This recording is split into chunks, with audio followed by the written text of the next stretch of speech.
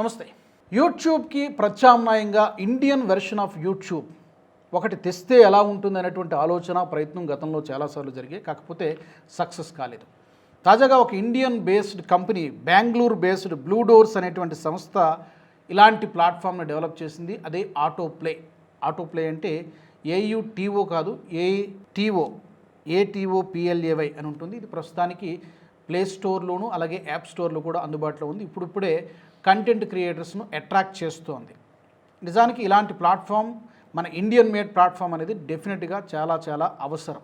ఎందుకంటే మనం ఎంతసేపు కూడా మన దగ్గర ఉన్నటువంటి సర్వీసెస్ అన్నీ కూడా, అది యూట్యూబ్ కానీ, అఫ్కోర్స్ యూట్యూబ్ను మనం ఇక్కడేమీ తక్కువ చేసి మాట్లాడాల్సినటువంటి అవసరం లేదు. కొన్ని లక్షల మంది క్రియేటర్లు తద్వారా 2008లోనో 2007లోనో దీని రావడము, ఎంతోమంది లక్షల మంది క్రియేటర్లు, చాలామందికి ఉపాధి కూడా కల్పిస్తోంది.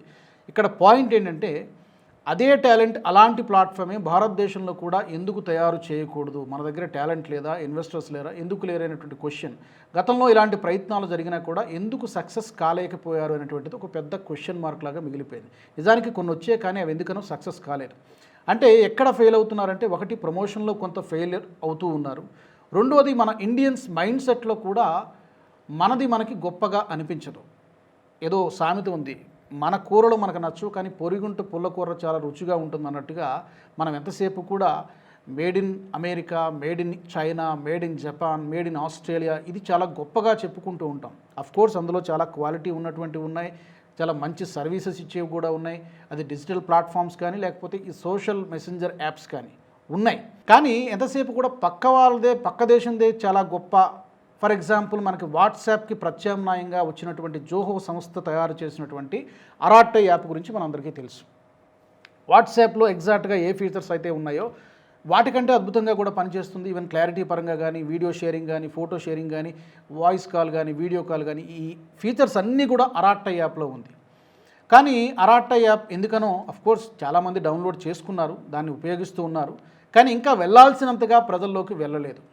దీంట్లో కూడా మన దగ్గర కొంతమంది, మన దరిద్రం ఎలా ఉంటుందంటే, పాకిస్తాన్ ప్రేమికులు, విదేశీ ప్రేమికులు, లేకపోతే చైనా ప్రేమికులు ఉంటూ ఉంటారు. ఈ జోహో సంస్థ విషయంలో కూడా శ్రీధర్ వెంబు గారు ఆయనపై ఒక ముద్ర వేశారు. ఏమని? ఈయన సంఘి, ఈయన ఆర్ఎస్ఎస్ నేపథ్యం ఉన్నటువంటి వ్యక్తి, ఇందులో డేటా చోరీ జరుగుతోంది అని ఇక్కడ ఒక విధమైనటువంటి ఐడియాలజీని స్ప్రెడ్ చేయాలని చెప్పి ఇక్కడ కూడా దిక్కుమాలినటువంటి రాజకీయాలు చేస్తూ, అక్కడ ఒక ఇండియన్ నుంచి ఒక సంస్థ లేకపోతే ఒక సర్వీస్, ఒక ప్లాట్ఫామ్ పుట్టుకొచ్చిందంటేనే అది గొప్పగా చెప్పుకోవాల్సినటువంటి విషయం. కేవలం ఈ అరాట్టై ఒకటే కాదు, మిగతా ఈ మెయిల్ సర్వీసెస్ కానీ చాలా సర్వీసెస్ని జోహో సంస్థ అందిస్తోంది. నిజంగా చాలా గొప్పగా చెప్పుకోవాల్సినటువంటి వ్యక్తి, సంస్థ జోహో. నేను జోహో కేవలం ఎగ్జాంపుల్ మాత్రమే చెప్పాను, అరాట్టై కేవలం ఎగ్జాంపుల్ మాత్రమే చెప్పాను. ఈమెయిల్ సర్వీసెస్ కానీ, డిజిటల్ సర్వీసెస్ కానీ అందించేటువంటి సంస్థలు ఇండియన్ బేస్డ్, ఇక్కడే పుట్టి ఇక్కడే ఎమర్జ్ కావడానికి చేస్తున్నటువంటి సంస్థలు, గతంలో చేసినటువంటి సంస్థలు ఎన్నో ఉన్నాయి. కానీ అవేమీ కూడా మనకి కనిపించవు, మనం గొప్పగా అనుకోం. ఎంతసేపు కూడా మనం విదేశీ మోజులో పడతాము, ఆ సంస్థల్ని, ఆ ప్రోడక్ట్స్ని, ఆ సర్వీసెస్ని మనం ఆదరిస్తూ ఉంటాం. కానీ మనది మనకి నచ్చటం లేదు. ఇక్కడ ఏం జరుగుతుంది? బేసిక్గా మన డబ్బు, యూట్యూబ్ విషయానికి వస్తే, మన డబ్బే మన దగ్గర నుంచి తీసుకుని అఫ్కోర్స్ కొంత ట్యాక్స్ గవర్నమెంట్కి కడుతూ మిగతా ఆదాయం అక్కడికి పోతుంది. సో ఇక్కడ మన వ్యూయర్స్ని ఉపయోగించుకొని మన కంటెంట్ క్రియేటర్స్ వాళ్ళు జనరేట్ చేస్తే ఆదాయం వేరే వాళ్ళకి పోతుంది. లీగల్గానే జరుగుతుంది, దాంట్లో మనం అబ్జెక్షన్స్ చెప్పాల్సినటువంటి అవసరం లేదు. కానీ ఇక్కడ పాయింట్ అలా ఏంటంటే, మేడ్ ఇన్ ఇండియా ఈ ప్రోడక్ట్స్ని, లేకపోతే ప్రధాని మోదీ గారు కూడా చెప్పేది అది ఆత్మనిర్భరత, మన ఉత్పత్తుల్ని మనమే తయారు చేసుకుందాం, మన దేశంలో తయారైనటువంటి ఉత్పత్తులను కానీ సర్వీసెస్ని కానీ మనం ఉపయోగించుకొని మన వాళ్ళని ఇంకా పైకి ఎందుకు తీసుకురాకూడదు అనేటువంటిదే క్వశ్చన్.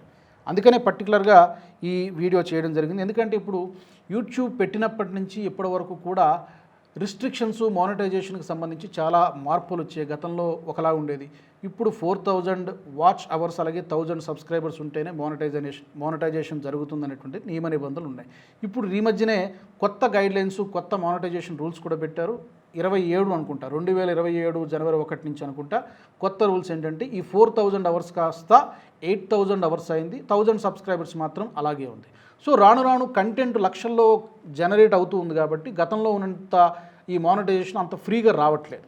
కాబట్టి ఎందుకు మనం విదేశీ ప్లాట్ఫామ్స్ పైనే ఆధారపడాలి, మన ప్లాట్ఫామ్స్ని మనం ఎందుకు ఉపయోగించుకోకూడదు అనేటువంటి ఆలోచన ధోరణి మనలో కలగాలి. ఫర్ ఎగ్జాంపుల్ ఒకటి రెండు విషయాలు చెప్పి నేను దీన్ని ముగిస్తాను. గతంలో ఇండియన్ బేస్డ్ సోషల్ మీడియా అలాగే కంటెంట్ ప్లాట్ఫామ్స్ చాలా వచ్చాయి. షేర్ చాట్ అనేటువంటిది ఒకటి వచ్చింది, మోజ్ అనేటువంటి ఒక యాప్ కూడా వచ్చింది, టిక్ టాక్ ఆల్టర్నేటివ్గా వచ్చినటువంటిది, జోష్ అనేటువంటి ఒక యాప్ వచ్చింది, ఇప్పటికి కూడా ఉన్నాయి మార్కెట్లో, లేవని కాదు. అలాగే టకాటక్ అనేటి ఒకటి షార్ట్ వీడియో యాప్ ఒకటి ఉంది, కూ అనేటిది ఒకటి వచ్చింది, ట్విట్టర్కి ప్రత్యామ్నాయంగా ఆల్టర్నేటివ్గా ఎమర్జ్ అయ్యే ప్రయత్నం చేసింది, బట్ ఎందుకనో 2024లో దాన్ని మూసేశారు. హైక్ అనేటువంటిది ఒక మెసెంజర్ యాప్ వచ్చింది, వాట్సాప్కి ఆల్టర్నేటివ్గా వచ్చింది. ఇప్పుడు అరాట్టై కూడా అందుబాటులో ఉంది, రోపోసో, చింగారి, ఇలా చాలా మన దేశంలోనే ఎన్నో స్టార్టప్ కంపెనీలు డిజిటల్ సర్వీసెస్ అందించడానికి లేకపోతే ఈ సోషల్ మీడియా మెసేజింగ్ యాప్స్ చాలా వచ్చాయి.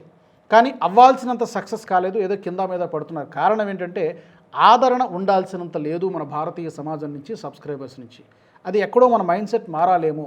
మన వాళ్ళనే మనం ఎంకరేజ్ చేయకపోతే ఎలా వీళ్ళు డెవలప్ అవుతారు? రెండోది ఇక్కడ ఇంకొక సమస్య కూడా ఉంది. ఫేస్బుక్ కానీ, వాట్సాప్ కానీ, ఇన్స్టా కానీ ఈ మధ్యకాలంలో మనం చూసాం, డేటా చౌర్యం జరుగుతోంది. మన డేటా మొత్తం తీసుకెళ్ళి మనం ఎవడో అమెరికా వాడి చేతుల్లో పెడుతున్నాం. ఈరోజు వాట్సాప్ లేని ఫోన్ ఉందా అంటే లేదని చెప్పాలి. మన తాలూకు బ్యాంక్ డీటెయిల్స్, మన పాస్వర్డ్లు, మన పర్సనల్ వ్యక్తిగత ఫోటోలు, వీడియోలు మొత్తం తీసుకెళ్ళి మనము ఈ ప్లాట్ఫామ్ మెటా సంస్థలోనే మనం పెడుతూ ఉన్నాం. అదేదో పెద్ద బ్యాంక్ లాగా. అంటే వాడు ఇది ఎన్క్రిప్టెడ్ అని వాళ్ళు చెప్తారు, కానీ ఎన్క్రిప్టెడ్ కాదు, ఏం కాదు, మొత్తం వాళ్ళకి డేటా మొత్తం యాక్సెస్ వాళ్ళ చేతిలో ఉంటుంది. సో ఇక్కడ ఇండియన్ కంపెనీస్ అయితే అలా చేయవా అంటే వీళ్ళు కూడా చేయవచ్చు, కానీ మరి మనవాడు కంటే ఎవడో విదేశీ వాడి చేతుల్లో పెట్టడం కంటే మన వాళ్ళు బెటర్ కదా. ఈ ఆలోచనని కొంచెం మన భారతీయుల యొక్క మైండ్ సెట్ కొంచెం మారాలేమో, ఈ ఆత్మనిర్భరత దిశగా అడుగులు వేయాలేమో అనేటువంటి అవసరం కనిపిస్తుంది. మరి దీనికి సంబంధించి మీ అభిప్రాయాన్ని తప్పకుండా కామెంట్ సెక్షన్లో పెట్టండి. వచ్చే వీడియోలో మళ్ళీ కలుసుకుందాం. జై హింద్. ఈ వీడియో మీకు నచ్చినట్టయితే లైక్ చేయండి, 10 మందికి షేర్ చేయండి, అలాగే కామెంట్ల రూపంలో మీ అభిప్రాయాలను మాతో పంచుకోండి. Nationalist hub group of channels ను సబ్స్క్రైబ్ చేసుకుని తెలుగునాట జాతీయవాద జర్నలిజాన్ని ప్రోత్సహించండి. ఈ వీడియో కింద ఉన్న బెల్ ఐకాన్ పై క్లిక్ చేయడం మర్చిపోవద్దు.